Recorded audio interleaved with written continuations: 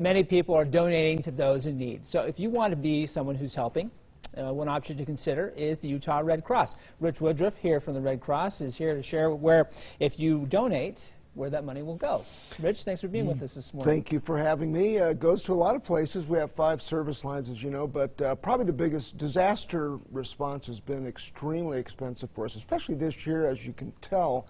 And one of the things that's different, because we don't do much congregate sheltering, is we have to put a lot of people in hotels.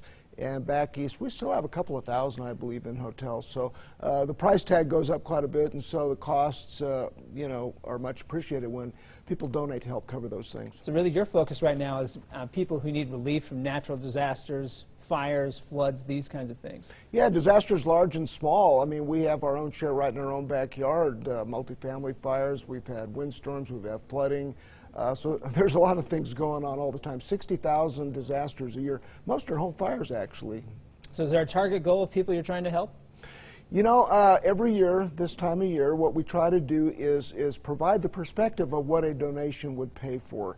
For example, $10 would buy a couple of what we call comfort kits. They're toiletries, blankets, food, clothing, and shelter in the form of lodging, for example. So it all counts. Plus some of the other service lines, like services to the armed forces, it helps pay for some of the funding for that program as well. Well, I can see how if you have 60,000 different disasters you're responding to every year, right? And then you have, in any number of those situations, you have people who have to put them up in a place, or you're trying to give them food, or any of these number of these things, that all adds up.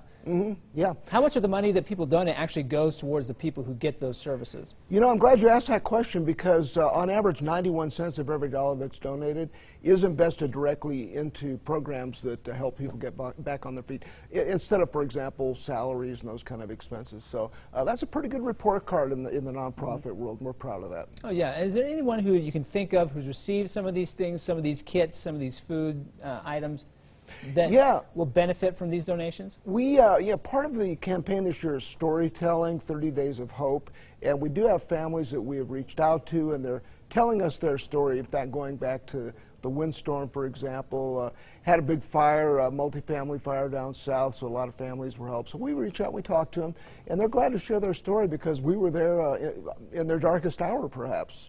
Yeah, so some of those people who may be facing a dark hour here, and we don't know what the future holds with us, but whatever those natural disasters are coming up, that's where this is going. Yeah, disasters large and small, it helps fund the mission. You know, we don't get government support, we're funded by the generosity of donors. And of course, volunteerism is a big part of that efficiency as well. So how do people donate? Redcross.org/gift is a great way. We have actually a gift catalog. You can give a gift, symbolic gifts that represent some of these costs that we refer to. So it's a different way. It's a good way to donate and see some tangible results as to where those dollars would go. And of course, I know you're looking for blood donations and volunteers as well, with a link right there to the Red Cross on our website, abc4.com/GMU. Talking here with Rich Woodruff for the Utah Red Cross. Happy Thanksgiving here, Rich. Same to you. Be safe.